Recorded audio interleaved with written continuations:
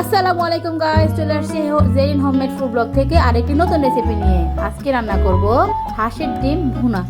তো প্রথমে আমি চুলার মধ্যে একটি কড়াই বসে দিয়েছি গরম করার জন্য, এবং এখানে হচ্ছে আমাদের এখানে আমি পেঁয়াজ নিয়ে নিয়েছি। এখানে প্রায় 4 কাপের মতো পেঁয়াজ আছে, এখানে আদা রসুন বাটা, এখানে জিরা বাটা, এখানে আলু আমি কুচি কুচি করে কেটে নিয়েছি, এখানে ডিম আমি আগে থেকে ভেজে রেখেছি, এখানে নিয়ে নিয়েছি 3টে তেজপাতা, এখানে আছে রান্নার তেল, সব মিলিয়ে এখন এখানে আছে ধনিয়া পাতা।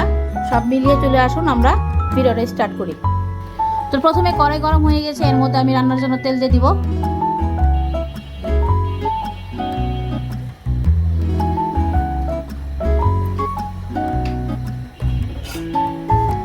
তেল গরম হয়ে গেলে এখন এটার মধ্যে আমি পেঁয়াজ যে কেটে রেখেছিলাম সেগুলো দিয়ে দিব বেরেস্তা করার জন্য।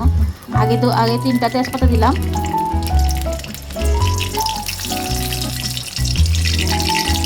এখন পেঁয়াজ দিয়ে দিব।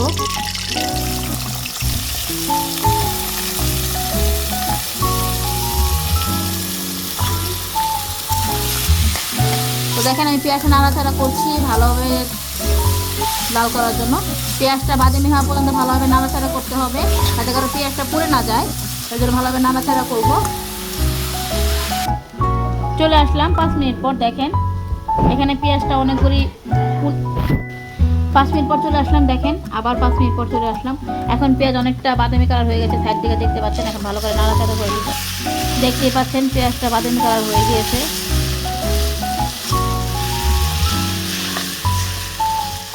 এখন এটাকে অনবরত নাড়াচাড়া করতে হবে, যাতে করে আবার পুরোপুরি লেগে না যায় এবং না পুড়ে না যায় পেঁয়াজগুলো।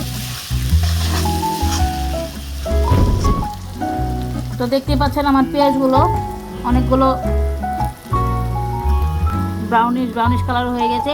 এই পর্যায়ে আমি আলু যে কুচি করে রেখেছিলাম সেগুলো দিয়ে দেবো, যাতে করে পেঁয়াজের সাথে ভালো করে আলু কুচিগুলো মিক্স হয়ে যায়।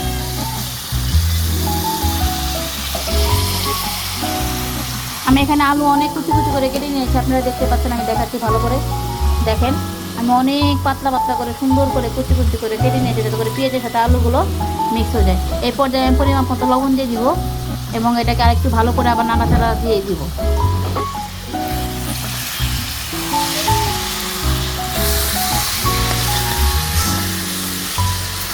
পেঁয়াজ আর আলু একসাথে আমরা ভালোভাবে নাড়াচাড়া দিয়ে লাল করে নিব, তাহলে পেঁয়াজ আর আলুটা বোঝা যাবে না। অনেকজনের যখন পেঁয়াজ যে প্রবলেম হয় তখন আলু দিয়ে দিয়েছি আমি একটা। অনেকজন পেঁয়াজ দিয়ে খায়, কিন্তু আলুটা পেঁয়াজের সাথে দিয়ে দিলে কি হয় বোঝা যায় না। তখন ভালোভাবে নাড়াচাড়া দিয়ে বাদামি কালার করে নেব। তো দেখেন আমার পেঁয়াজ আর আলুগুলো পুরোপুরি একরকম হয়ে গেছে, বোঝা যাচ্ছে না কোনটা পেঁয়াজ কোনটা আলু। তো এই পর্যায়ে আমি আস্তে আস্তে করে এক এক করে মশলা দিয়ে দিব, একবার ভালো করে নাড়াচাড়া দিয়ে নিই।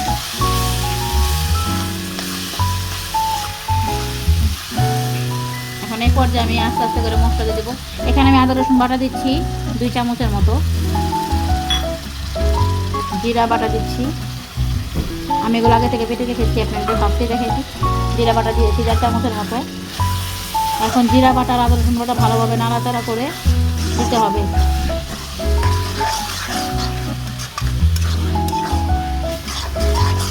তো দেখেন চলে আসছি, দেখতে পাচ্ছেন তেল উঠে গিয়েছে কর্নার দিয়ে, পেঁয়াজও প্রায় বাদামি কালার হয়ে গিয়েছে, আলুর সাথে পেঁয়াজ একেবারে মিলিয়ে গিয়েছে। এখন এই পর্যায়ে আমি মশলা দিয়ে দিব, আরেকবার নাড়াচাড়া দিয়ে ভালোভাবে মশলা দিয়ে দিব।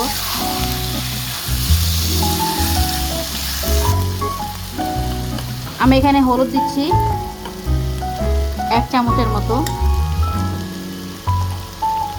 মরিচ গুঁড়ো দিচ্ছি,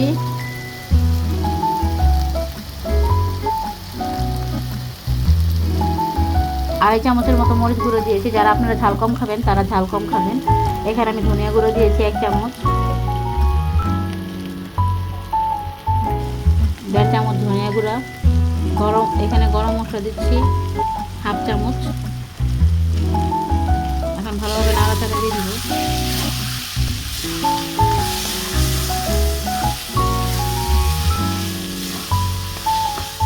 এই পর্যায়ে তো মশলাটা ভালোভাবে কষানোর জন্য আমি পানি অ্যাড করে দেব।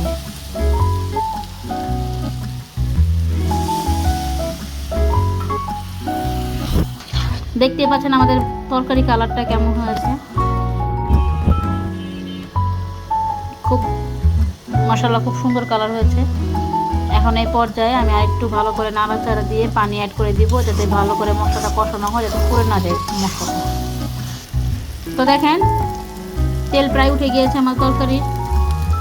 ভুনাটাও দেখতে পাচ্ছেন খুবই গ্রেভি টাইপের হয়েছে। এখন এই পর্যায়ে আবার নাড়াচাড়া দিয়ে এই পর্যায়ে আমি ডিম দিয়ে দিব। এখানে আমি ডিম দিয়ে দিয়েছি।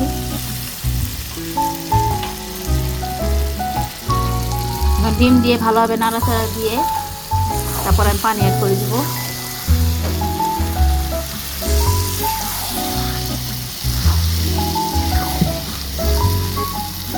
এখন এই পর্যায়ে আমি এটার সাথে পানি অ্যাড করে দিব, যাতে করে পানি ডিম মশলার সাথে কষিয়ে একেবারে তরকারি হয়ে যায়। দেখতে পাচ্ছেন আমি এখানে 1.5 কাপ পরিমাণ পানি দিয়েছি, পানি অ্যাড করে দিয়েছি। এখন এই পানির সাথে মশলাটার সাথে ডিমটা ভালোভাবে কষানো হয়ে যাবে, ভুনা হয়ে যাবে। পানিগুলো শুকানো পর্যন্ত অপেক্ষা করতে হবে, আর চুলার আঁচটা অবশ্যই নর্মাল হিটে রাখতে হবে। তারপর যখন বলক আসবে আমি এখন চুলার ফ্লেমটা আমি হাই হিটে করে দিয়েছি। যখন বলক আসবে তখন নর্মাল হিটে করে দিব। এই পর্যায়ে আমি 5 মিনিট পর আবার দেখব কি অবস্থা হয়। তো দেখতেই পাচ্ছেন আমাদের তরকারিটা প্রায় বলক এসে পড়েছে। তো এই পর্যায়ে আমি এই তরকারিটাকে লো মিডিয়াম হিটে করে দেবো, যাতে করে পানিগুলো শুকিয়ে পুরোপুরি ভুনা ভুনা হয়ে যায়। আমি ঠিক 10 থেকে 15 মিনিট পর আবার দেখব কি অবস্থা। এই পর্যায়ে আমি একবার নাড়াচাড়া দিয়ে নিচ্ছি ডিমগুলো। আপনারা মনে করবেন যে এতগুলো ডিম দিয়ে আমি কি করব, আর দেখেন অ্যাকচুয়ালি কি আমি তো যৌথ ফ্যামিলিতে থাকি, তাই সবার জন্য রান্না করছি, আর সেটাই আপনাদের সাথে আমি শেয়ার করছি। আমি যৌথ ফ্যামিলিতে থাকি, আমার ফুল ফ্যামিলি শ্বশুরবাড়ি সবার সাথে থাকি, তাই এতগুলো ডিম সবাই মনে করবেন যে কতগুলো ডিম আমি রান্না করছি। তো যাই হোক, এই পর্যায়ে আমি 10 থেকে 15 মিনিট পরে এসে দেখবো আবার পানিটা কতটুকু শুকিয়েছে, অবশ্যই আপনাদের সাথে আমি শেয়ার করব। তো দেখতে পাচ্ছেন আমাদের তরকারিটা প্রায় হয়ে গিয়েছে, ভুনাটা এখন হচ্ছে গিয়ে নামানোর পালা। তো এই পর্যায়ে আমি আরেকটু পানি শুকিয়ে গেলে তারপর সার্ভ করে নিব, সার্ভ করে আপনাদের দেখাবো। তো আমি সার্ভ করে নিয়েছি একটি বাটিতে, দেখতে পাচ্ছেন আমি এখানে কিছুটা সার্ভ করেছি আর কিছুটা রেখেছি, উপর থেকে ধনিয়া পাতা কুচি করে কেটে দিয়েছি। তো আমাদের তরকারি শেষ। আপনাদের যদি ভালো লাগে অবশ্যই লাইক করবেন, সাবস্ক্রাইব করবেন এবং কমেন্টে জানাবেন আরও কে কোন তরকারি আছে। আপনাদের কমেন্টের এবং একটা লাইকের জন্য আমরা বসে থাকি আপনাদের ভালোবাসা পাওয়ার জন্য। সবাইকে আবারও শেষ করছি। আসসালাম।